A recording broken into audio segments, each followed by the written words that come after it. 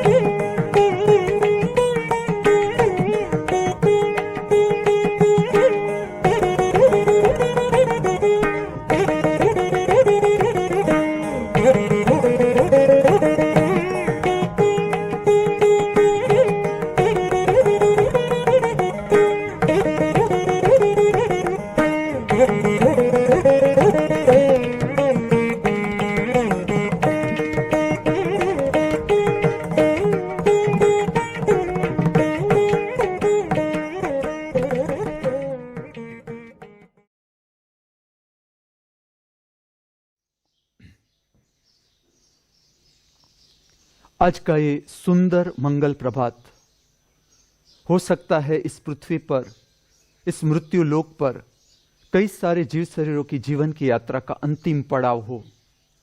आज का ये सुंदर मंगल प्रभात ये भी तो हो सकता है इस पृथ्वी पर, इस मृत्यु लोक पर कई सारे जीव शरीरों की जीवन की यात्रा का नया प्रारंभ हो।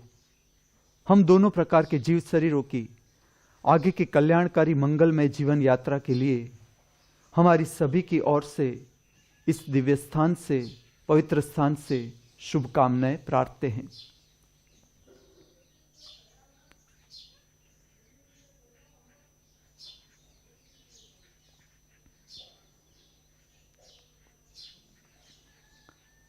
The school of divine arts में युद्ध कला, द्वंद्व युद्ध कला का धर्म के साथ का संबंध, आध्यात्म के साथ का संबंध, इस विषय पर आगे बात करूंगा।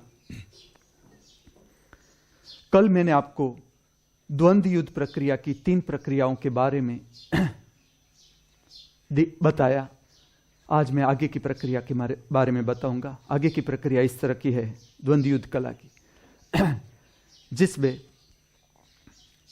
पेट और मस्तिष्क ये 2 जो केंद्र है शरीर के, उसका उपयोग किया जाता है। प्रक्रिया इस तरह की है कि मेरा प्रतिस्पर्धी है तो मेरा जो सर है, माथा है, उसके पेट में रखना है और मुझे सर के बल, सर से मेरे शरीर का बल निकालना है। मेरा सर होगा उसके पेट में, वो धक्का मारेगा मुझे मेरी ओर और मैं उसे धक्का मारूंगा उसकी ओर मुझे ले जाना है। उसकी दिशा में मुझे उसका शरीर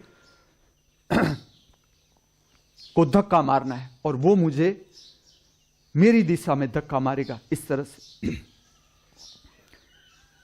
अब ये जो प्रक्रिया है, वैसे तो ये प्रक्रिया धीरे धीरे, कोई भी प्रक्रिया है, आप जब यौगिक प्रक्रिया सीखे, जल्दबाजी मत करें, उसका विज्ञान समझे, किस तरह से, किस ढंग से करनी है प्रक्रिया को।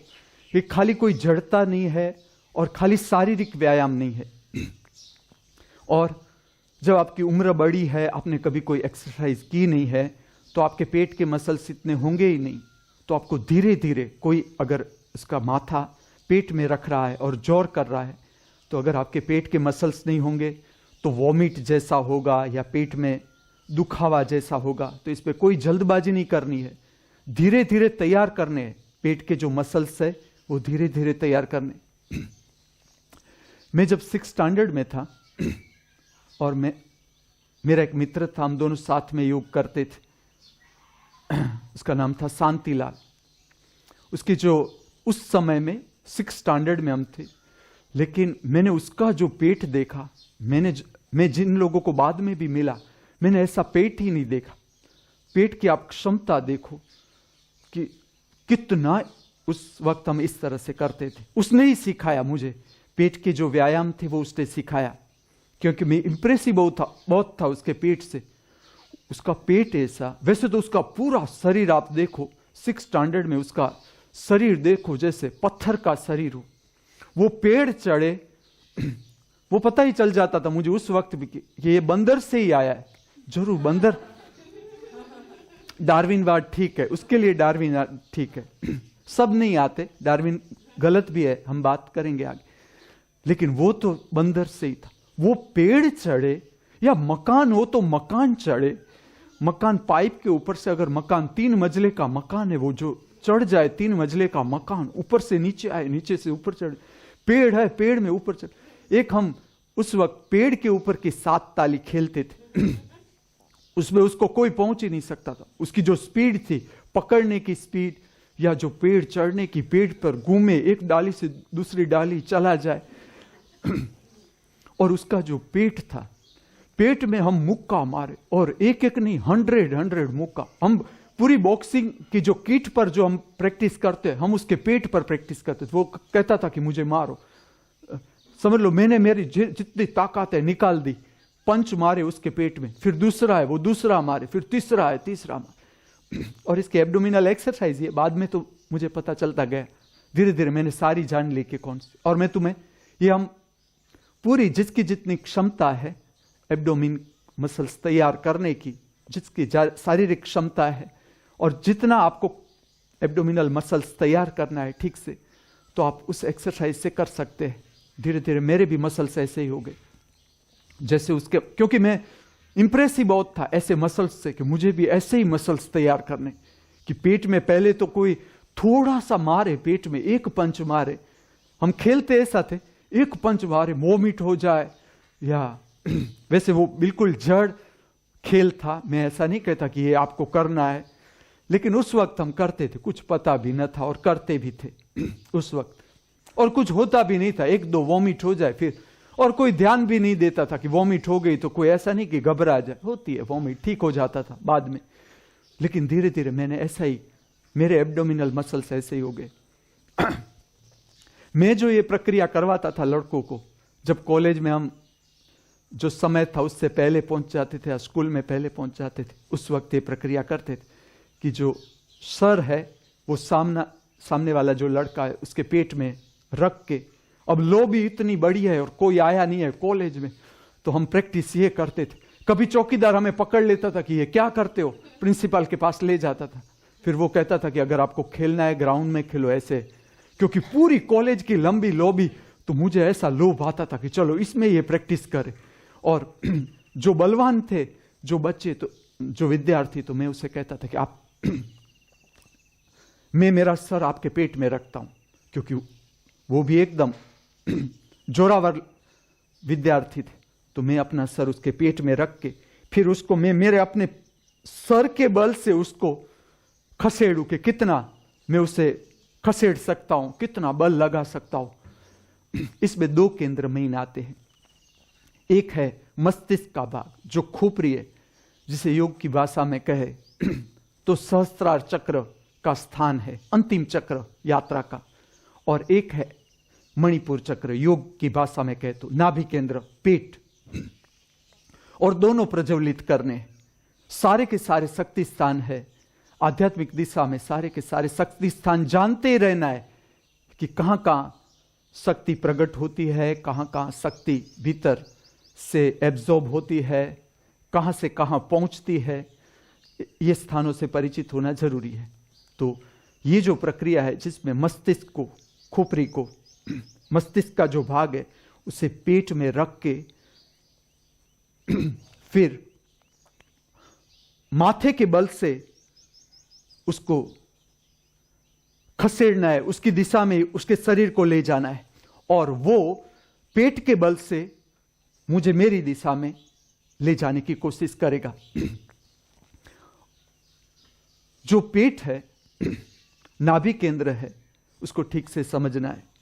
अगर तुम्हारी आंत वीक है, कमजोर है, तो जो मुख्य शक्ति हमें प्राप्त होती है अन्न से, और अन्न से जो शक्ति प्राप्त होती है उसका जो डिस्ट्रीब्यूशन है कि शरीर के जिस हिस्से में जरूरी है शक्ति को पहुंचाना, वो भी वहीं से होता है। उसका एब्जॉर्प्शन है, उसका जो शोषण है शक्ति का, जहां जहां पर जिस स्थान पर पहुंचाना है शक्ति को, वो जितना आंत आपका, आंत की जो सरफेस है भीतर की, पूरा आंत, वो जितनी सरफेस एक्टिव होगी, सक्रिय होगी, तो आपके शरीर में जो आपने अनाज लिया है उसमें से मैक्सिमम एनर्जी जो है, शक्ति है, वो ग्रहण होगी। अगर आपकी आंत ठीक नहीं है, योग्य नहीं है, तो सरफेस अगर आपकी डल है, आंत की सरफेस डल है, तो मल ज्यादा बनेगा और जो एब्सॉर्प्शन है, शक्ति का एब्सॉर्प्शन है, वो कम रहेगा। अब क्या निशानी है इसकी कि जो शक्ति है वो ठीक से आंत से एब्जॉर्ब हो रही है कि नहीं? तो रोज यही देखना है। जब सुबह में आप उठो तो कितनी ताजगी के साथ आप जागते हो। वैसे इसके साथ आपको रात का जो डाइट है वो भी देखना है कि रात को आपने किस तरह का डाइट लिया। उसमें खास करके आपको देखना है खटास, कितनी खटास थी, क्योंकि शरीर में ये विज्ञान से परिचित होना जरूरी है आगे भी कि शरीर में जितना लैक्टिक एसिड बढ़ता है, आपको सुबह में प्रमाद लगता है, उठने का अच्छा नहीं लगता। तो जो उठने का अगर आपको अच्छा न लगे, थकान सी लगे, तो आप समझो कि अभी मल बन रहा है शरीर में। जो ठीक पाचन होना चाहिए पूरी रात भर, वो अभी हुआ नहीं है। अगर आपका पाचन ठीक से हो गया है शरीर में, तो जब आप उठोगे, क्योंकि ताजगी लगेगी। ताजगी का कारण है कि शरीर के जिस क्षेत्र में जरूर थी शक्ति, वो शक्ति पहुंच जाती है। जहां जहां पर आपने काम किया था, किडनी को जरूर थी, उससे पूरे दिन समझ लो मूत्र बनाने की प्रक्रिया की है, तो उसके मसल्स को भी जरूरी है। आपने हाथ पैर हिलाए हैं, तो हाथ पैर के मसल्स को भी शक्ति की जरूर होती है। तो उसे मिली है अगर पूरी रात भर आपने विश्राम किया है और शक्ति ठीक से सर्व अंगों को मिल गई है, जहां जहां जितनी जरूरी है उतनी मिल गई है, तो आप सुबह में जब उठोगे ताजे उठोगे, फ्रेश उठोगे, आपकी नींद गहरी होगी। लेकिन आप सुबह में जागो और प्रमाद जैसा लगे, तो आपको समझना है विज्ञान के प्रमाद क्यों हो रहा है। तो उसका कारण है कि अभी ठीक से पाचन नहीं हुआ। जो आपने फूड स्टफ लिया है, खुराक लिया है, रात को भोजन लिया है, वो अभी पड़ा है, उसका पाचन अभी चल रहा है, नीचे के आंत में उसका पाचन चल रहा है। तो पूरा लोई जो होता है वो एक तो खींचता है उस आंत की, और दूसरा कि पूरे लोई, पूरा जो रुधिर होता है, लहू होता है, जो सर्कुलेट होता है पूरे ब्लड में, उसमें मल के कण होते हैं, विषाक्त जो द्रव्य है वो अभी रुधिर है उसमें बह रहे हैं। उसके कारण तुम्हें अच्छा नहीं लगेगा सुबह में। तो जो तंदुरुस्ती है उसमें पहली जो निशानी है चेक करने की, वो ये करना है कि सुबह में तुम जागो और तुम्हें लगे कि अभी नींद करनी है, सोना है, अभी ठीक नहीं लग रहा है, प्रमाद लग रहा है, आलस लग रहा है। या पूरे दिन अगर आपको लगता है कि थकान सी लगे, थोड़ी थोड़ी देर में ऐसा लगे कि चलो सो जाए, थके मांदे हारे ऐसा लगता है पूरा दिन, तो उसका एक ही कारण है कि आपका आंत है वो ठीक से काम नहीं कर रहा है। उसकी सरफेस जो एब्जॉर्ब करनी चाहिए शक्ति को, जो खींची जानी चाहिए शक्ति भीतर अनाज के माध्यम से, अनाज में से जो शक्ति खींचनी है उसे, वो ठीक से नहीं खींची जा रही है। सरफेस से पड़ा है अनाज, भीतर पड़ा है, सड़ रहा है अनाज। दूसरी बात चेक करनी है पसीने से दुर्गंध।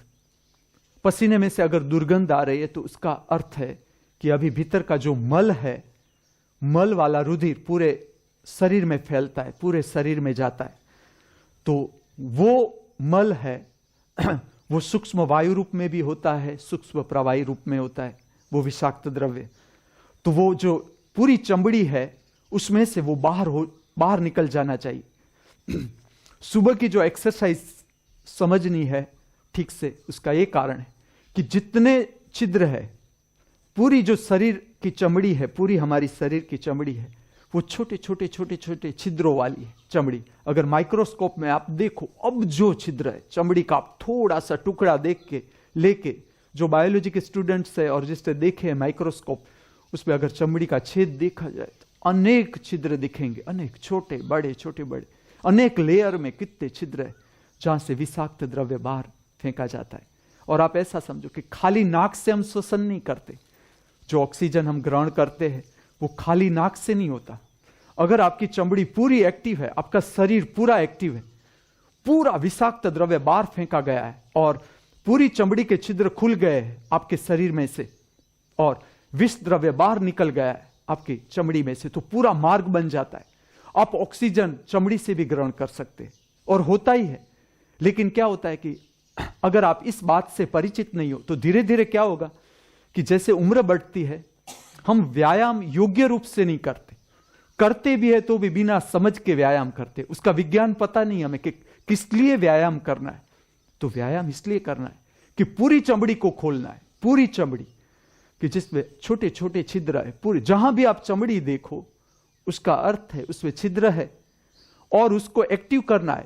दरवाजे बंद हो जाते, जैसे हमारी उम्र बढ़ती है ये सारे दरवाजे बंद हो जाते, क्योंकि आप देखो कि एक्सरसाइज का विज्ञान ठीक से आप समझे नहीं हो कि किस लिए एक्सरसाइज करनी है, एक्सरसाइज क्या है, उसका शरीर के साथ क्या संबंध है, क्यों शरीर को एक्सरसाइज करवानी है। तो पूरा इंस्ट्रूमेंट है जो शरीर साधक को समझना है कि इस तरह का शरीर इस ढंग का है, ये इंस्ट्रूमेंट इस ढंग का है और पूरे के पूरे छिद्र खोलने हैं पूरे। तो पूरे प्राणवायु सूक्ष्म छिद्रों से अंदर जाता है। खाली ऐसा नहीं कि आप फेफड़े से सांस लेते हो उसकी ऑक्सीजन फैलती है। तुम्हारी अगर चमड़ी ठीक से एक्टिव है तो चमड़ी के सूक्ष्म छिद्रों से ऑक्सीजन भीतर जाएगी और जो अंदर का लेयर वो साफ होता है। चमड़ी अनेक लेयर से बनी हुई है, कम से कम आप समझो 3 लेयर तो है ही, अनेक और लेयर है फिर भी 3 लेयर तो है ही चमड़ी के। और 3 लेयर जो साफ होते हैं वो ऊपर से हो सकते हैं अगर आप ठीक से पसीने को बाहर फेंको। और साधक को यह देखना है कि पसीने में से दुर्गंध आ रही है कि नहीं आ रही। पसीने में से अगर दुर्गंध आ रही है तो समझो आपका शरीर आज नहीं कल बीमारी की ओर जाएगा, क्योंकि विषाक्त द्रव्य बाहर निकलना चाहिए। और मल है आपके शरीर में से अगर ठीक से बाहर नहीं फेंका जाएगा तो आपके मुंह से भी दुर्गंध आएगी। मुंह से जो दुर्गंध आती है उसका कारण है कि आपका आंत ठीक नहीं है। खाली ब्रश कर लो आप, इतना काफी नहीं है। ब्रश तो ऊपर के दांत आप साफ करते हो या ऊपर का मुंह जो है वो आप साफ करते हो, लेकिन जो मुंह का जो ऊपर का छिद्र है वो पूरी आंत के साथ जुड़ा हुआ है, पूरी आंत के साथ एक लंबी आंत। कि आपके शरीर में अगर मल है तो आपके मुंह से दुर्गंध आ सकती है, क्योंकि मल का जो वायु है वो ऊपर आएगा। तो जो मुंह से दुर्गंध आती है सुबह में, उसका कारण है कि खाली आपने मुंह बंद रखा है, इसके कारण ऊपर बैक्टीरिया का ग्रोथ है, इसके लिए खाली वो दुर्गंध नहीं आती। आपके पेट में अगर मल बना है और उसकी दुर्गंध युक्त वायु है तो वो भी ऊपर आएगी। जब आप लेटे हुए हो तो मल पूरे आंत में फैला हुआ है, पूरे जो विषाक्त द्रव्य है अभी शरीर से जो बाहर नहीं निकले तो वो पूरी आंत में फैला हुआ है। तो उसका वायु भी आपके मुंह की ओर आएगा और आपके मुंह से दुर्गंध आएगी। तो अगर मुंह से दुर्गंध आ रही है, आपके पसीने से दुर्गंध आ रही है, तो समझना यह है हमें कि रोज का पसीना हमें इस तरह से, जैसे हमारी शरीर की क्षमता है, लेकिन हमें समझते जाना है कि हमारी जितनी शरीर की क्षमता है उतना पसीना बाहर फेंक देना है सुबह में। खाली आपका पेट साफ हो उतना ही नहीं, एक्सरसाइज जो है वो पूरा ब्लड सर्कुलेशन बढ़ाती है, पूरा ब्लड सर्कुलेशन बढ़ाती है। आप देखना सांस उच्छ्वास की रेट बढ़ जाती है एक्सरसाइज में, और जितनी सांस उच्छ्वास की रेट बढ़ती है ब्लड सर्कुलेशन भी बढ़ता है। या ऐसा समझो जैसा ब्लड सर्कुलेशन बढ़ता है, सांस उच्छ्वास की जो रेट है, जो फेफड़ा है वो भी उतना एक्टिव होता है, और उसके साथ जो भीतर के कार्बन डाइऑक्साइड है और विषाक्त द्रव्य है वो भौतिक रूप से वो बाहर निकलते। अगर शरीर की बात हम करें तो विषाक्त द्रव्य बाहर निकल जाते हैं और प्राणवायु की, शरीर को प्राणवायु लेने की क्षमता बढ़ती है। अब जैसे जैसे हमारी उम्र बढ़ती है और हम विज्ञान से परिचित नहीं, व्यायाम के, तो क्या होता है कि मैं देखता हूं कि लोगों के शरीर से पसीना निकलता ही नहीं। आप देखोगे कि अंत में जब अगर आपने मृत्यु देखी है, लोगों की, तो आप देखना कि अंत में शरीर दुर्गंध मारता है। दुर्गंध मारता है उसका कारण है कि जितनी उम्र में जो साफ होना चाहिए, शरीर प्रतिदिन साफ करना है आपको, प्रतिदिन जितनी आपकी ताकत है सुबह में, और धीरे धीरे एक क्षमता बढ़ती जाती है। ऐसा नहीं कि आपकी बड़ी उम्र हो गई है तो आपकी क्षमता नहीं बढ़ेगी। देखना कितनी शक्ति है शरीर के पास, और हम करते क्या है, धीरे धीरे तुम जानोगे कि इस जगत की सारी बीमारियां इसलिए है कि तुम्हारे भीतर जो शक्ति है शरीर की, उसका तुम कुछ उपयोग करते ही नहीं, और जो शक्ति ऐसे ही पड़ी रहती है, पड़ी पड़ी पड़ी पड़ी शक्ति बीमारी का रूप धारण कर लेती। कोई भी बीमारी है ठीक से अगर आप देखो तो वो है तुम्हारा शक्ति जो है भीतर की, वो ठीक से तुमने उलेची नहीं। रोज जो शक्ति, रोज पुरानी शक्ति को तुम उलेच दोगे, सुसुप्त शक्ति को तुम बाहर लाओगे, तुम देखोगे रोज नई ताकत तुम प्राप्त कर सकते हो। रोज रोज दिन में सूरज आता है, क्यों आता है? सूरज को शक्ति का सोर्स माना गया कि शक्ति का स्रोत है। वो खाली शक्ति नहीं मिलेगी ऐसे ही, तुम्हें तैयार करना पड़ेगा, अपने को तैयार करना पड़ेगा। मैं कुछ व्यायाम बताता हूं। मैं तुम्हें कहता हूं कि द्वंद्व युद्ध प्रक्रिया का जो समय है वो समय है सूर्योदय हो उससे पहले आप प्रक्रिया करो, या जो यौगिक प्रक्रिया है, जो धर्म में जो शरीर का व्यायाम है, उसे सूर्योदय का, अभी सूरज आने का शुरू हुआ, उसका प्रकाश शुरू हुआ, तब तुम तैयार करो, शरीर को तैयार करो। उसके बाद अगर तुम सूर्य के प्रकाश में खड़े रहोगे, खाली येलो प्रकाश है, तब तक ही ये काम करना है। उसको देखो, या उसका प्रकाश जो तुम्हारे शरीर पर गिरता है, तुम्हारी चमड़ी एक नया ही रंग लेगी। तुम ऐसा समझो कि चमड़ी का रंग गोल्डन हो सकता है ठीक से अगर ये प्रक्रिया की जाए। योग में इसे कहते हैं, इसका नाम है कायाकल्प। कायाकल्प का अर्थ है कि जैसी तुम काया चाहो, जिस तरह की काया चाहो तुम बना सकते हो, कोई बड़ी बात नहीं। इस जो वैज्ञानिक रहस्य है शरीर के साथ जुड़े हुए, उससे तुम्हें परिचित होना है कि शरीर किस तरह से काम करता है और उसका मैकेनिज्म क्या है, और जो शरीर है वो बना किस तरह से और किस तरह से काम करेगा ये शरीर। उसको ठीक से आप समझ लो तो आप शरीर को चाहो ऐसा बना सकते हो। आप चाहो कि मुझे चमड़ी का रंग ऐसा चाहिए, चमड़ी का रंग ऐसा बन सकता है।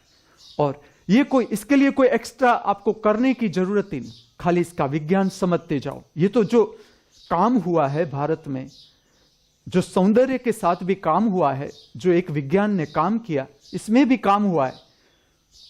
तो वो भी मैं कह देता हूं इसके साथ कि इसको एक कहा जाता है कायाकल्प। कायाकल्प का अर्थ है आपके भीतर जैसी काया की कल्पना है, आपको, आपके भीतर एक सूक्ष्म स्वरूप है आपका अपना, और वही स्वरूप प्रकट होगा धीरे धीरे।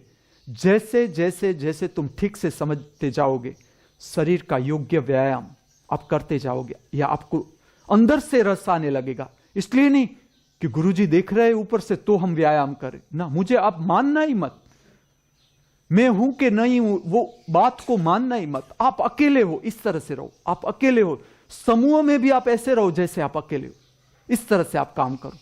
और आपको भीतर से कितना इंटरेस्ट बना अभी काम करने का, भीतर से कितना इंटरेस्ट बना, वो ही आपकी सच्ची प्राप्ति। ये जो प्रक्रिया है इसमें दो मुख्य क्षेत्र है। एक ऊपर का क्षेत्र मस्तिष्क, जिसे हम भूल ही जाते हैं। ठीक से आप देखो कि आपने कभी मस्तिष्क का कोई उपयोग ही नहीं किया सिवाय की चिंता। बाकी मस्तिष्क का कोई काम ही नहीं सिवाय की ईर्ष्या, तिरस्कार, घृणा।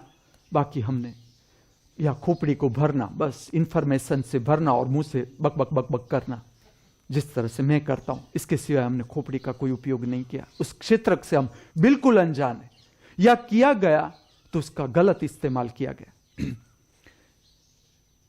योग की एक प्रक्रिया है शीर्षासन, जिसमें शरीर को पूरा उल्टा किया जाता है। प्रक्रिया बहुत उत्तम है, लेकिन अगर आप ठीक से नहीं समझे, उसका विज्ञान नहीं समझे, तो शरीर को फायदा कम होता है, नुकसान ज्यादा होता है।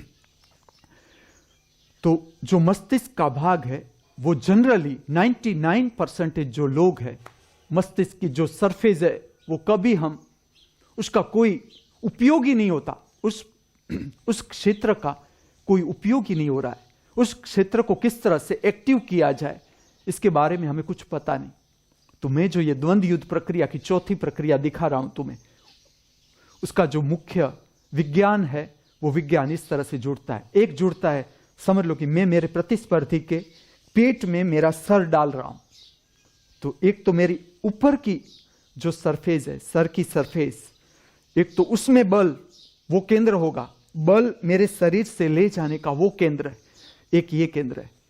और फिर जब वो मेरे पेट में उसका सर रखेगा तो मेरा जो पेट है, मेरी जो आंत है, उसके मसल्स है वो एक्टिव होंगे।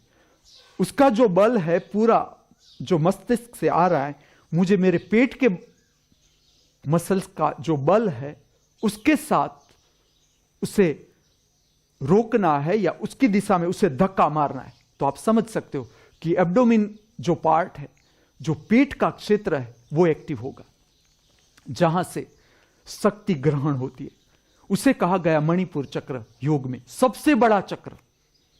और इसकी जाल इस तरह से है, अगर आप सूक्ष्म रूप से जिसने देखा मणिपुर चक्र को, इवन बाहर का जो डिसेक्शन है उसमें भी साइंटिस्ट इस बात से सहमत है कि वहां से उस चक्र से, जैसे समझ लो सूर्य है और सूर्य का प्रकाश कैसे जाता है, सूर्य का प्रकाश चारों दिशाओं में कैसे फैलता है, ऐसे जो मणिपुर चक्र है वहां से सारी नाड़ियां पूरे शरीर में जाती है, पूरे शरीर में फैलती है वहां से नाड़ी।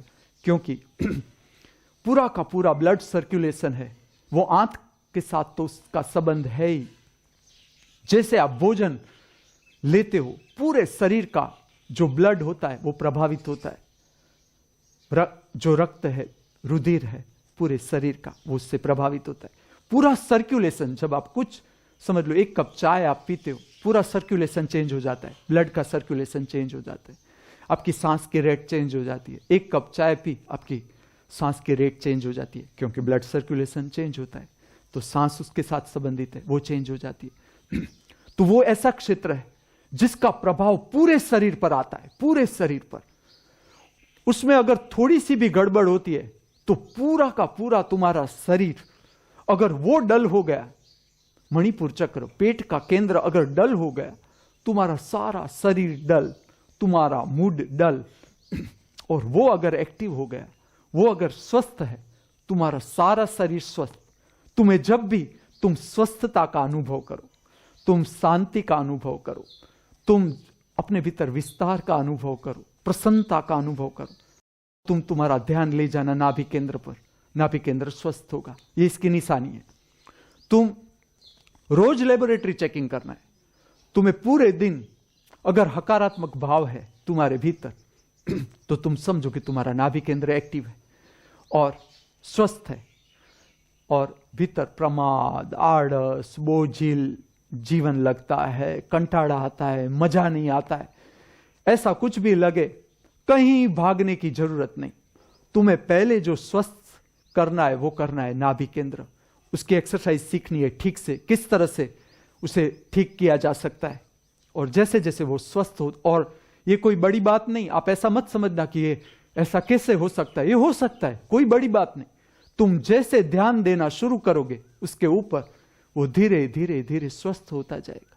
और जितना स्वस्थ, वो जितना एक्टिव, आप कम अनाज से ज्यादा एनर्जी प्राप्त कर सकते हो। आप 2 कप चाय पीते हो और जो एनर्जी आप प्राप्त करते हो आधे कप चाय से आप प्राप्त कर सकते हो। अगर आपका एब्डोमेन ठीक है, वो उसकी एब्जॉर्प्शन कैपेसिटी ठीक है, उसके भीतर से अगर ठीक से शक्ति एब्जॉर्ब हो रही है भीतर, तो आप कम भोजन में ज्यादा शक्ति प्राप्त कर लोगे। और उससे उल्टा कि अगर आपका एब्डोमेन ठीक नहीं तो आप ज्यादा भोजन लोगे और कम शक्ति प्राप्त करोगे। भोजन बोझिल होगा, आपकी आंत बीमार होती जाएगी और धीरे धीरे धीरे आपके शरीर में बीमारियां फैलने लगेगी। जो बीमारी फैलती है, हम जो स्वास्थ्य का विज्ञान पर ही आ रहा हूं, इसके बाद जो मैं स्कूल रहा हूं वो हेल्थ एंड न्यूट्रिशन पर आ रहा हूं, और ये जो मैं ले रहा हूं स्कूल ऑफ डिवाइन आर्ट्स का, मैं जो अंतिम उसका अंत दे रहा हूं युद्ध कला के साथ, और उसको दोनों स्कूल के साथ संबंध है, डिवाइन आर्ट्स के साथ भी इसका संबंध है। मैं जब कला में काम करता गया, कला की गहराई में खोजता गया। नृत्य में आया, नृत्य के साथ जो मेरा संबंध बना वो मेरा संबंध बना युद्ध से। जो द्वंद्व युद्ध प्रक्रिया में तुम्हें दिखा रहा हूं कि इस तरह की शरीर को एक्टिव करने की, शरीर को लचीला करने की, शरीर को ऑक्सीजनेटेड करने की, फ्रेश होने की, तुम्हारी पर्सनालिटी के जितने भी कॉम्प्लेक्स है, तुम्हारे भीतर जितने भी भय है, मन के साथ संबंधित भय है, चिंता है, सिकुड़ापन है भीतर, तुम खुलते नहीं हो, जीवन का जो भी डर है, भविष्य का जो भी भय का कोई भी रूप है कि भविष्य के लोग, तुम्हें ऐसा लगता है कि मेरे पास रुपया नहीं है, अब भविष्य में क्या होगा, अगर मेरा हार्ट अटैक आया तो, मेरी किडनी फेल हो गई तो। तुम्हारा नाभि केंद्र अगर ठीक से स्वस्थ हुआ और तुमने ठीक से द्वंद्व युद्ध को ठीक से जाना, मैं कहता हूं कोई भविष्य की चिंता तुम्हारे में रहे नहीं, संभव ही नहीं। मैं मेरे जीवन से कहता हूं कोई चिंता रहे नहीं, संभव ही नहीं। खाली तुम्हें प्रामाणिकता से ये सीखते जाना है, ठीक से समझते जाना है, तुम जीवन की पूरी चिंता समाप्त होती जाती। और इसमें जल्दबाजी नहीं करनी है कि चलो आज ही मैं पेट का स्नायु बना लूं, आज ही, तो तुम गलती करोगे। क्योंकि जिस तरह से इंस्ट्रूमेंट, कोई कार हम नहीं लाए हैं, उसको चलाना सीखना है। अभी हम आती नहीं कार चलानी, तो एक दिन में कार चलानी नहीं आती, सीख जाते हैं हम, धीरे धीरे धीरे उसे सीखना पड़ता है। इसी तरह से शरीर को लेना है। देखो तुम एक दिन में चलना नहीं सीख गए, धीरे धीरे धीरे तुम चलना सीखे हो। इसी तरह से सब यौगिक प्रक्रिया है, उसका विज्ञान जानते जाना है, समझते जाना है। जड़ता के साथ अगर काम लोगे तो तुम नुकसान पहुंचाओगे शरीर को। क्योंकि मुझे खाली तुम्हें शरीर पर नहीं रखना, मैं तुम्हें शरीर को पार करवाना चाहता हूं। तुम शरीर का पूरा स्वाद लो। जब तक तुम शरीर का पूरा स्वाद नहीं लोगे, शरीर की स्वस्थता का तुम अनुभव नहीं करोगे, तुम उससे आगे नहीं जाओगे। तुम शरीर में ही घूमते रहोगे, शरीर में ही घूमते रहोगे। तुम ऐसा देखना कि अगर तुम ठीक से शरीर को एक्टिव करते जाओगे, शरीर को पूरा एक्टिव करो, तुम्हारा भोजन से रस समाप्त हो जाएगा, इतना रस नहीं रहेगा और कोई रिस्ट्रिक्शन की भी जरूरत नहीं होगी। अगर ठीक से तुमने शरीर को प्रज्वलित करते जाओगे तो तुम आराम से भोजन ले लो, उसको ठीक से पचा लो। जिस तरह से हमारा धर्मानंद करता है, पूरे दिन मूर्ति गढ़ता है तो फिर उसे थाली भर के दे दो उसे कोई, और उसको उम्र के साथ कोई लेना देना नहीं। अगर ठीक से आप शरीर को समझते जाओगे, उम्र भी आपके हाथ में है, वो भी रहस्य मैं कह दूंगा, लेकिन इसको लेंथ के साथ कोई लेना देना नहीं। जीवन का जो स्वाद है उसे गहराई के साथ लेना देना है। जो शरीर से आगे बढ़ने की जो कला है, शरीर से ऊपर उपड़ने की कला है, उसका जो मुख्य केंद्र है वो है शरीर की स्वस्थता का स्वाद लेना, शरीर को हल्का फुल्का बनाना, शरीर को लचीला बनाना, शरीर को पूरा एक्टिव करना। पूरा सुबह में जब सूर्य आए उससे पहले शरीर को पूरा एक्टिव करना, जितनी क्षमता है आपकी, जितनी क्षमता है। और यह ऐसी क्षमता है कि जैसे जैसे आप क्षमता का उपयोग करते जाओगे, क्षमता बढ़ती जाएगी आपके शरीर की। और ठीक से अगर आप शरीर का स्वाद लेने लगोगे, स्वस्थता का स्वाद लेने लगोगे, आप ज्यादा भोजन कर ही नहीं सकते। मैं मेरे अनुभव के साथ कहता हूं, कर ही नहीं सकते। और अगर आप करोगे भी तो भी उसका कोई शरीर पर नकारात्मक, बोझिल शरीर नहीं होगा, बोझिल शरीर नहीं बनेगा। कर भी लिया, अगर भोजन आपने ज्यादा कर भी लिया तो भी आपको पता है कि ये ज्यादा एनर्जी हो गई है भीतर, उसे कैसे बाहर फेंकना है।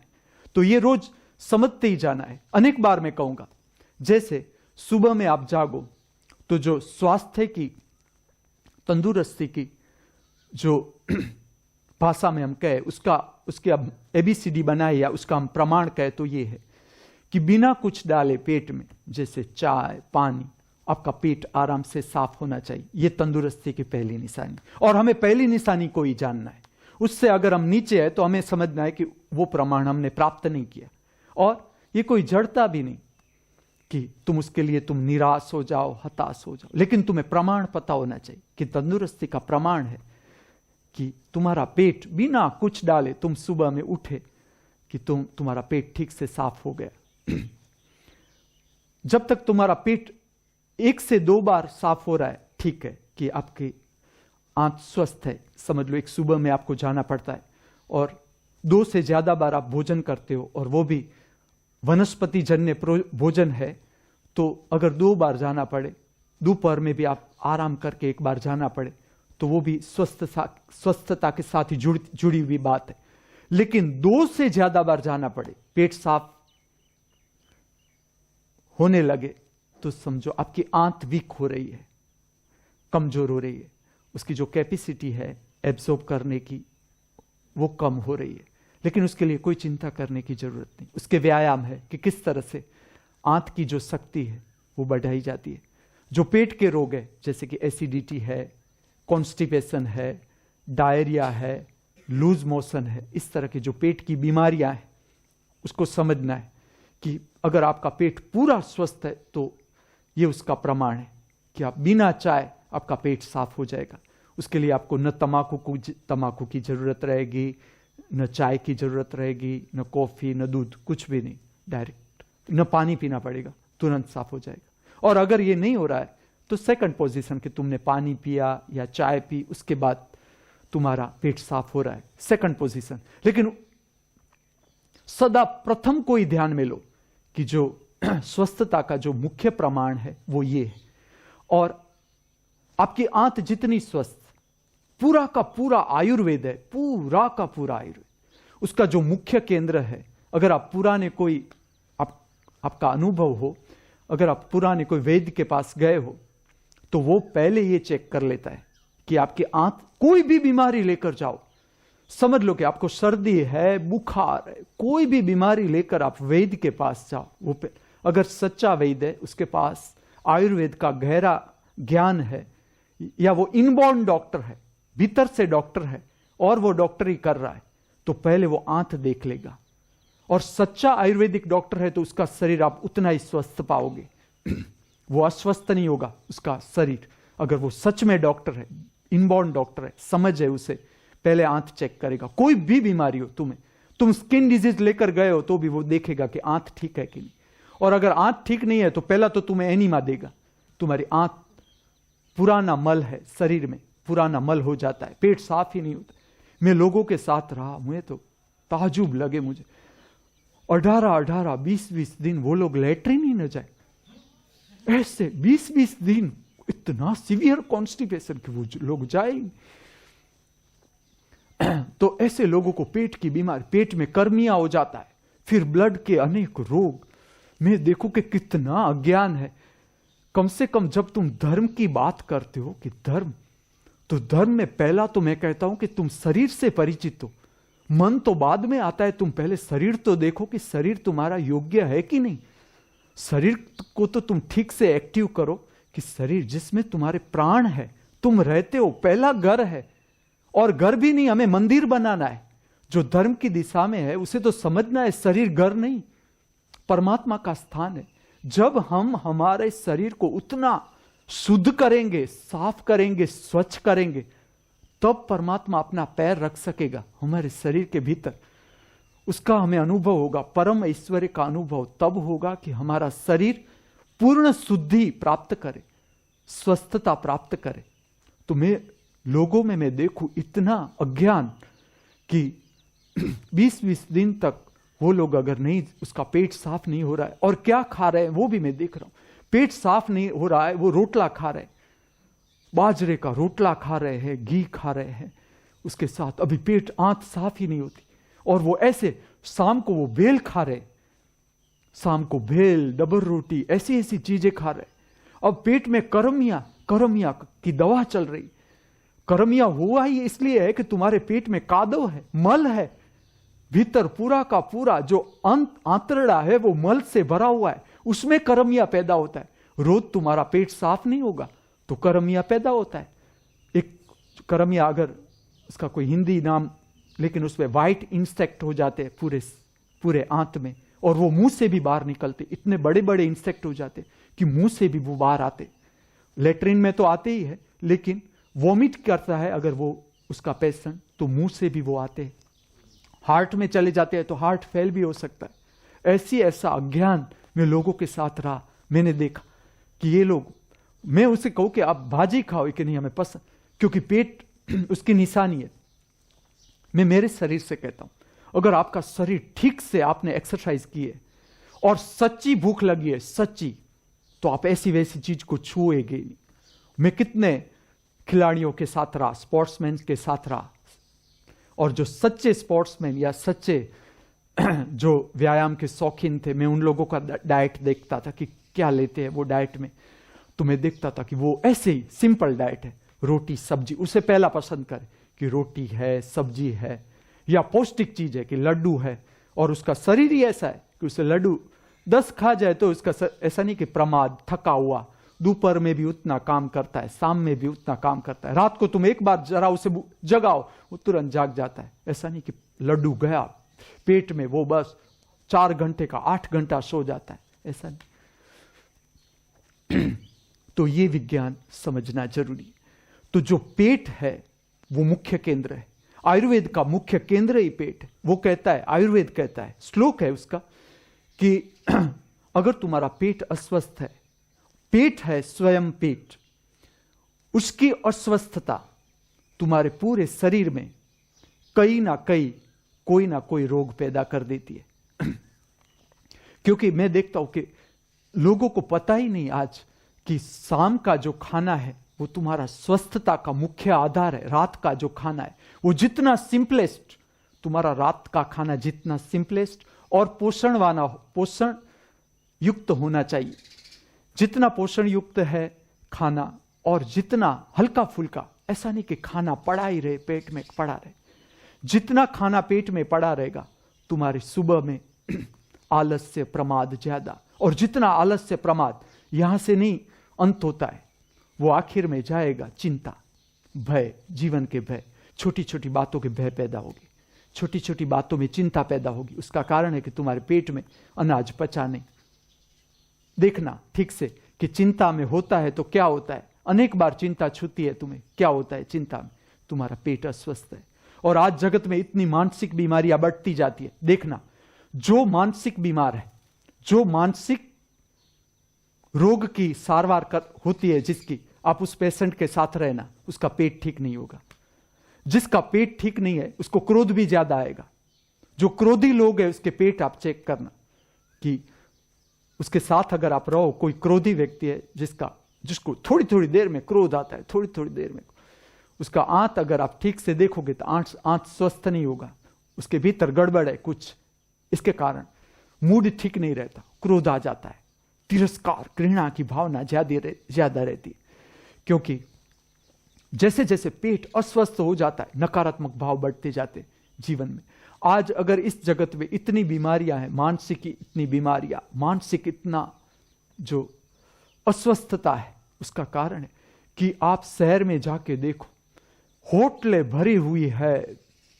आज की लड़कियां, मुझे तो लगता है कि घर पर वो अपने पति को, पति भी नहीं चाहता होगा कि पत्नी के हाथ का बनाया हुआ खाऊं, मैं घर पे खाऊं, होटल में ही भागता होगा। लारी पर पानी पूरी, चटनी वाली चीजें, सब बाजारू चीजें आप रात को खाते हो। रोज का रोज आपकी निद्रा, जो आपको विश्राम की ओर ले जाने वाला मैकेनिज्म है, आप खराब कर रहे हो। रोज आपका शरीर खराब करते जा रहे हो। जो शरीर द ब्यूटीफुल मोस्ट इंस्ट्रूमेंट जगत का, और वो आपको मुफ्त में मिल गया है। आपको कार की कीमत होगी, आपको शरीर की कीमत नहीं। आप अगर बड़ी कंपनी की कार लेकर आए, मुझे तो नाम भी नहीं आता, लेकिन आपको पता होगा, बड़ी कंपनी की कार, आप इंप्रेस हो जाओगे, वाह ये कार है इसके पास। तुम्हारे पास जो शरीर है वो कार, उसके आगे कुछ भी नहीं। ऐसा इंस्ट्रूमेंट है बॉडी, लेकिन तुम्हें कुछ उसका पता ही नहीं कि शरीर का करना क्या है। और उसका पता चले उससे पहले तुम आ जाते हो बिस्तर पर, और बिस्तर पर अभी कुछ तुम समझो उससे पहले मौत तुम्हें खा जाती है। ये हमारा जीवन। Solomon Grundy, born on Monday and died on Sunday, ये हमारे जीवन का कुल सार। इसमें नहीं रहना है।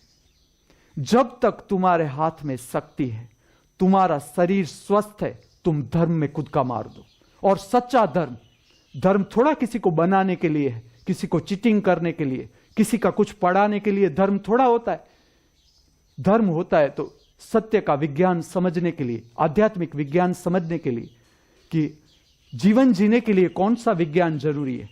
तो पहला जो विज्ञान है वो शरीर की समझ, कि तुम्हारा शरीर किस तरह से होना चाहिए, शरीर के पास से काम कैसे लेना है और पूरा का पूरा काम ले लेना है शरीर के पास से।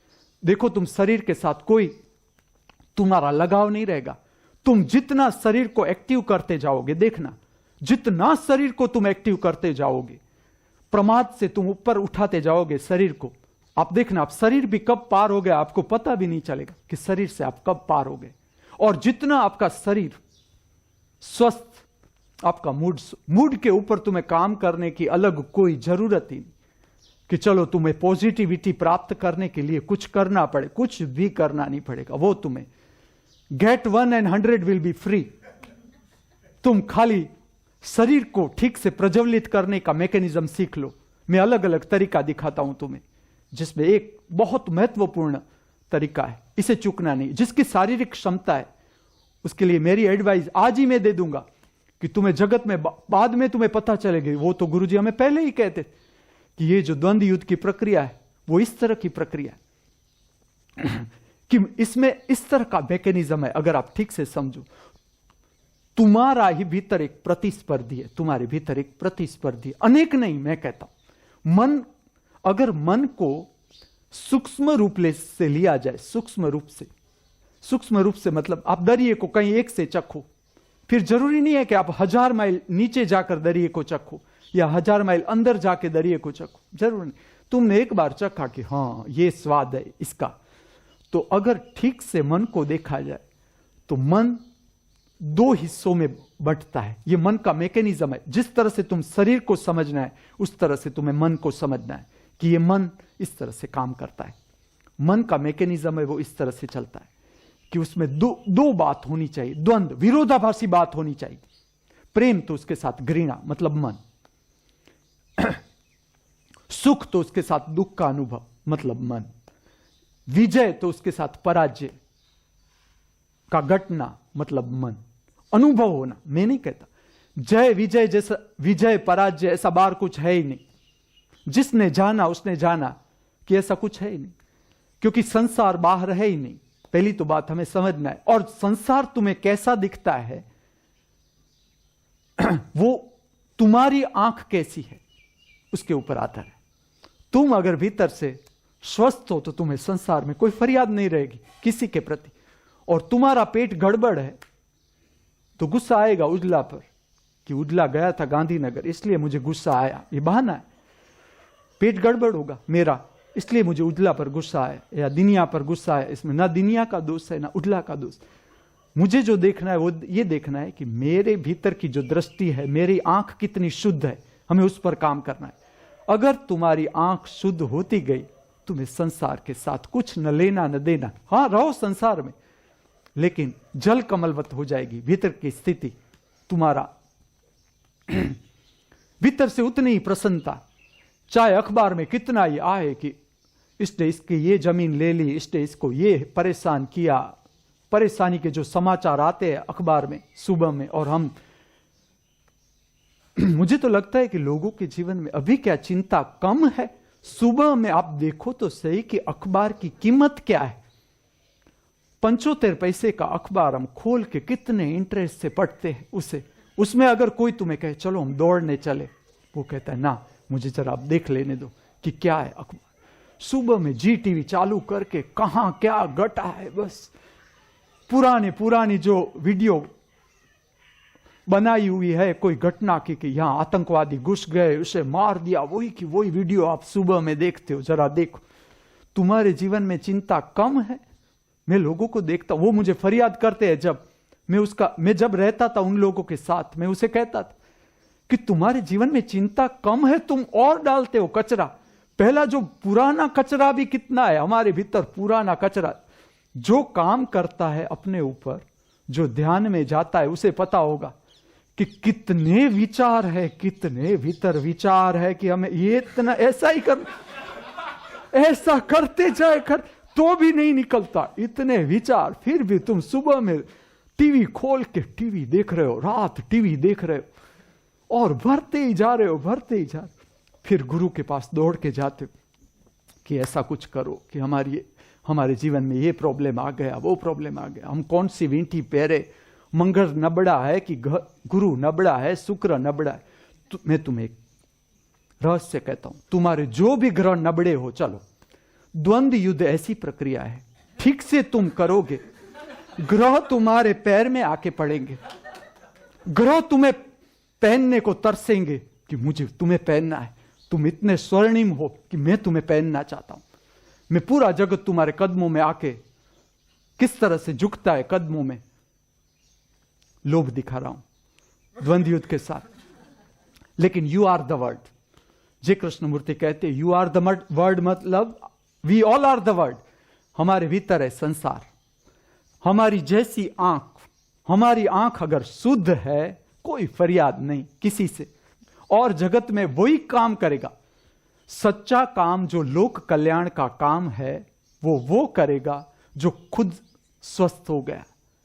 तुम स्वस्थ हो गए, प्रेम अपने आप, प्रेम का झरना ही बहेगा, अपने आप बहेगा। उसके लिए तुम्हें कोई स्विच नहीं दबानी पड़ेगी कि अलग से तुम्हें कोई शिविर करनी पड़े 3 महीने की कि प्रेम कैसे बहता है भीतर, कोई जरूरत नहीं। पहला जो चरण है उस पर ठीक से काम करना है, जहां से तुम जो घर जिसे मंदिर बनाना है वो है शरीर। तो ये जो प्रक्रिया है उसमें आंत के भी मसल्स, मणिपुर चक्र तुम्हारा प्रज्वलित होता है, या जो इनएक्टिव है इनएक्टिव ही होगा। तुमने गड़बड़ गड़बड़ खाया ही होगा, तुमने नहीं हम सब ने, इसलिए तो मैं भी आ जाता हूं द्वंद्व युद्ध की प्रक्रिया में। तो एक तो ये एक्टिव करता है तुम्हारा नाभि केंद्र, उस पर तुम्हें ध्यान देना है, और दूसरा है मस्तिष्क। जो अगासी तुम भूल ही गए, दिनेश को पूछो कि अगासी तो उसने एकदम अच्छी बनाई, लेकिन किसके लिए पता है? उसे पता था कि गुरु नहीं आएगा, तो वो उसने बहाना अच्छा खोज लिया कि मैंने तुम्हारे लिए बनाई है अगासी। उसे पूछो, वो अगासी में जाता ही नहीं, जिस तरह से हम हमारी खोपड़ी में जाते ही नहीं। जाए ही कैसे? जैसे जाते हैं चिंता पड़ी है, गुस्से उससे पहले चिंता हमें आके मिलती है, तो हमें जाने की इच्छा ही नहीं होती मस्तिष्क में जाए किस तरह से। लेकिन ये सरफेस को भूलना नहीं है तुम्हें। और भी मैं व्यायाम दिखा रहा हूं जिसकी जो शारीरिक क्षमता, कम से कम कुछ नहीं तो ऐसा करो कि आप स्टैंडिंग पोजीशन में हो, खड़े रहने की जो स्थिति है उसमें से शरीर को आगे झुकाओ, तो मस्तिष्क की ओर ब्लड बहेगा। कम से कम इतना व्यायाम सुबह में कम से कम एक बार आप मस्तिष्क को नीचे करो, और जितनी क्षमता है उसमें चक्कर आने लगे, वॉमिट जैसा होने लगे, कोई घबराने की जरूरत नहीं। फिर से चेहरा सीधा उठा दो, थोड़ा नीचा कर दो, चक्कर चले जाएंगे, ठीक हो जाएगा कोई बड़ी बात नहीं है। लेकिन उससे हमें भूलना नहीं है, हमारी अगासी को भूलना नहीं है। अगासी पर जाना है, रोज जाना है। मैं तुम्हें जो बता रहा हूं ये दिखा रहा हूं।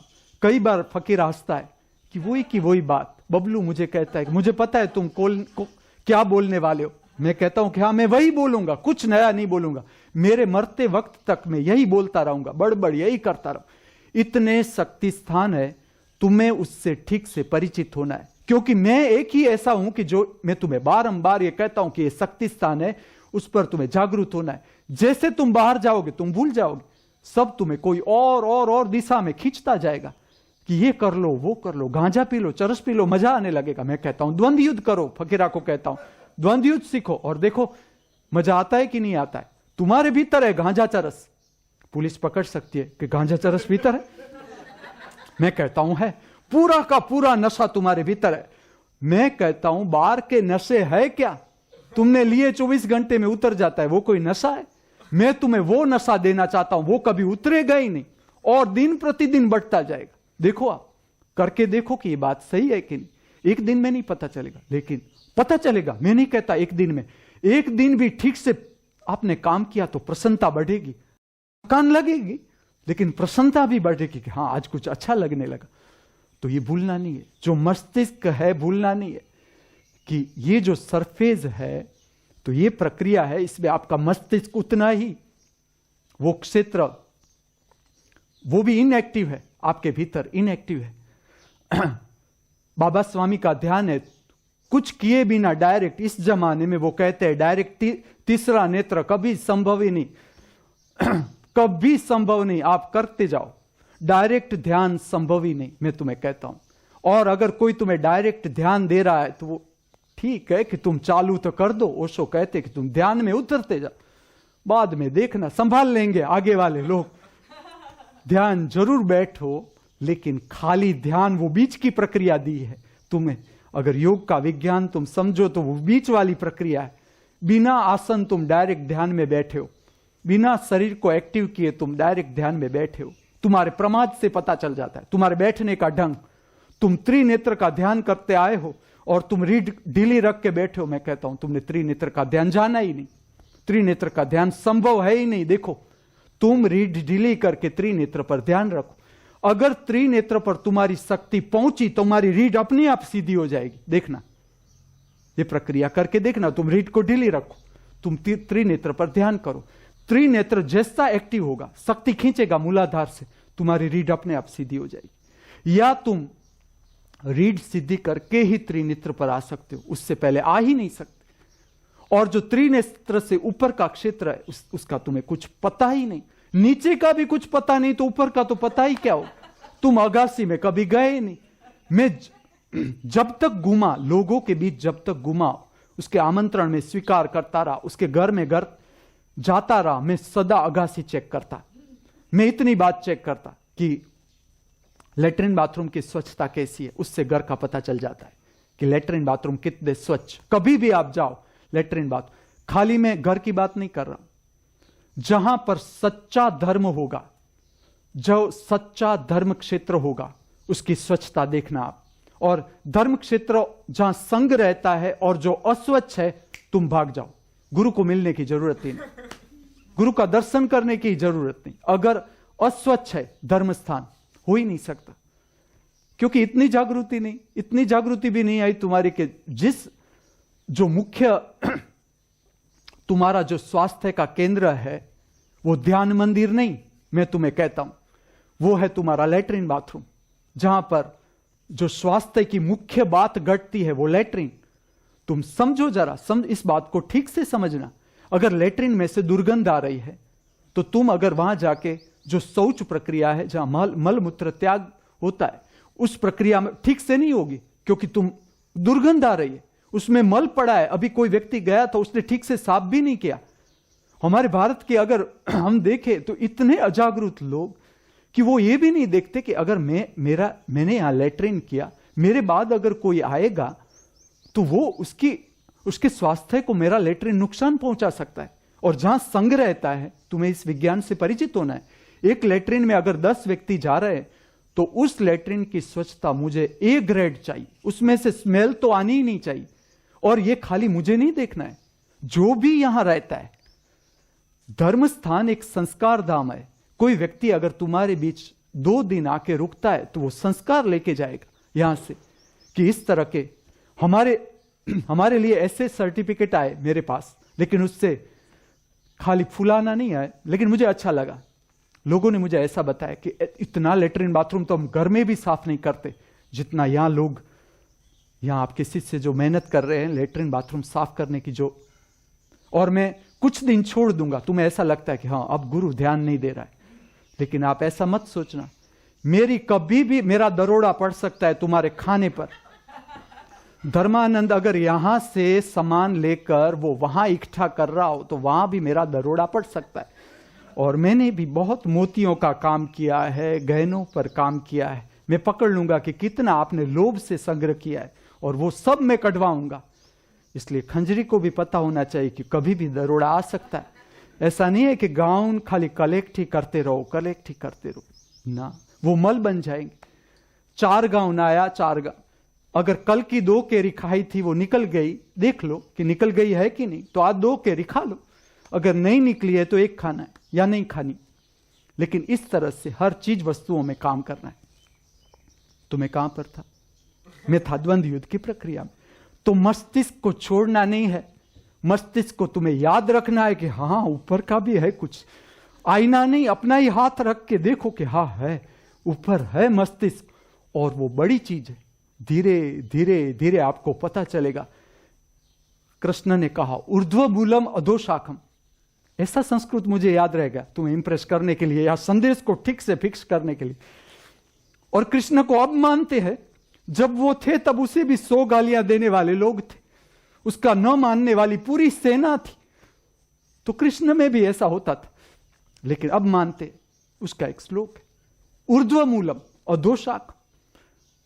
बाहर का वृक्ष देखोगे तो अधो मूलम ऊर्ध्व शाखम। अगर तुम और कोई वृक्ष देखो तो उसका मूल है जमीन में, लेकिन मनुष्य उससे उल्टा वृक्ष है कि उसका मूल है मस्तिष्क में, जो आकाश की ओर है, और शाखा उसकी है वो नीचे की ओर, जिसे तुम संसार कहते हो, वो नीचे का भाग है। संसार जो है, संसार जो तुम देखते हो, बाहर जो तुम देख सकते हो इस संसार में, वो तुम्हारे से नीचे का भाग है, वो तुम नहीं। तुम जो स्वयं हो वो ऊर्ध्व मूलम, तुम्हारी जो शाखा है वो आकाश में है। अगर तुम अपने भीतर डूबते जाओ, डूबते जाओ, डूबते जाओ, डूबते जाओ, चलते जाओ, अपने भीतर चलते जाओ, तुम्हारे भीतर देखने वाली एक आंख है, जिसे तुम कहो दृष्टा। तुम उसका पीछा करो कि वो कहां है। वो आंख तुम्हें खींचती जाएगी, खींचती जाएगी, खींचती जाएगी। अगर ठीक से उसका पीछा करोगे तो कितने अनंत, आकाश से भी आकाश में उसका स्थान है। तुम खींचते जाओ, तुम विलीन हो जाओगे। जब दृष्टा हो जाते तो नापने वाला ही नहीं रहता कि पृथ्वी से कितना अंतर है दृष्टा का, वो नापने वाला बचता ही नहीं। ऐसी स्थिति आ जाती, इतने दूर तक की यात्रा है।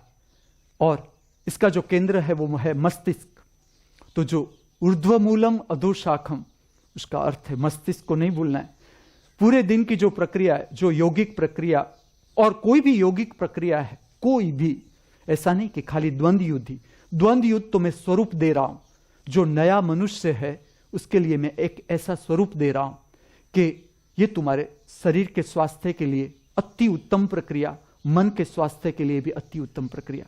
जो शिक्षण से जुड़े लोग हैं, कहां कहां पर द्वंद्व युद्ध की प्रक्रिया, मनुष्य को धीरे धीरे धीरे इससे परिचित भी होते जाना है और उसको इंट्रोड्यूस करते जाना है। जैसे कि स्कूल है तो स्कूल के लोगों को पता होना चाहिए कि इस तरह से बच्चों को इस प्रक्रिया से परिचित करना है उसका। और स्वास्थ्य संभालने के लिए मुझे तुम्हारे पीछे लकड़ी लेके नहीं चलना है, तुम्हें जागरूक कर देना है कि इस तरह से तुम्हारा स्वास्थ्य संभाला जा सकता है। आज के बच्चे बहुत मैच्योर है, बहुत मैच्योर। उसे तुम अंडर एस्टिमेट करने की भूल करना ही मत कि वो तुमसे कम ज्ञानी है, ऐसा तो मानना ही मत। ऐसा समझो कि तुम्हारा बच्चा तुमसे ज्यादा ज्ञानी है, वो तुमसे कुछ ज्यादा समझता है। तो वो अगर ठीक से रिस्पॉन्सिबल हो जाए कि इस तरह से मुझे व्यायाम करना है, मेरा शरीर बिगड़ सकता है, मैं अगर ये वो खा लूंगा तो मेरा शरीर बिगड़ सकता है। और आज अगर बच्चे कुछ गलत सीख रहे हैं तो उसमें बच्चों का कुछ दोष ही नहीं। न तो शिक्षक परिचित है स्वास्थ्य से, न माँ बाप परिचित है, न गुरु परिचित है, चलो ठीक से परिचित ही नहीं कि किस तरह से। और कई ऐसे गुरु होते हैं खुद जानते हैं लेकिन समझा नहीं पाते कि किस तरह से स्वास्थ्य का ज्ञान बढ़ाना है। तो स्वास्थ्य का ज्ञान बच्चों को इस तरह से दिया जा सकता है और पूरे के पूरे बच्चे स्वस्थ हो सकते। बाहर की कंपटीशन कुछ भी हो, तुम भीतर से जब स्वस्थ हो जाते हो, प्रतिस्पर्धा गिर जाती है, प्रतिस्पर्धा में कोई रस ही नहीं रहता और तुम बहुत स्वस्थ प्रतिस्पर्धा कर सकते हो, बहुत स्वस्थ। तुम भीतर से डिटेच हो गए प्रतिस्पर्धा से, स्पर्धा में कोई रस न रहा, फिर भी मैं तुम्हें ले जाऊंगा कि नहीं स्पर्धा करनी है। और वो जो स्पर्धा होती है उसका रस कुछ अलग ही होता है। तो मैं कहा था, मैं था द्वंद्व युद्ध की चौथी प्रक्रिया, मैं भूला नहीं हूं। वो है मस्तिष्क को नहीं भूलना है। जैसे पेट को नहीं भूलना है वैसे मस्तिष्क को भी नहीं भूलना है। तो ये जो क्षेत्र है, दोनों क्षेत्र महत्वपूर्ण क्षेत्र, ये जो द्वंद्व युद्ध की प्रक्रिया है उसमें बहुत प्रभावित होते हैं। और इसकी जो सुसुप्त शक्ति है मस्तिष्क की और पेट की, दोनों खुल जाती है। दोनों की सुसुप्त शक्ति धीरे धीरे धीरे धीरे जागती है अगर वैज्ञानिक रूप से इस प्रक्रिया का अभ्यास किया जाए।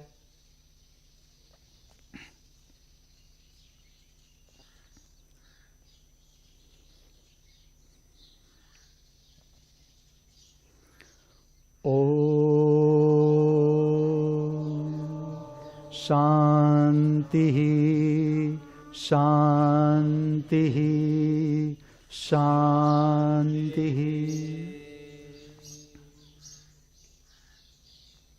हम सब सदा हमारे भीतर परम शांति का अनुभव करते रहे। हम सब सदा हमारे बाहर परम शांति का अनुभव करते रहे। हम सब सदा सर्वत्र परम शांति का अनुभव करते रहे। इस भावना के साथ, इस प्रार्थना के साथ मुझसे जो बोला, आपसे जिसने सुना, उस परम दृष्टा स्वरूप, परम साक्षी स्वरूप परमात्मा के चरणों में मैं मेरा वंदन अर्पण करता हूं। मेरा वंदन स्वीकार करे। अस्तु।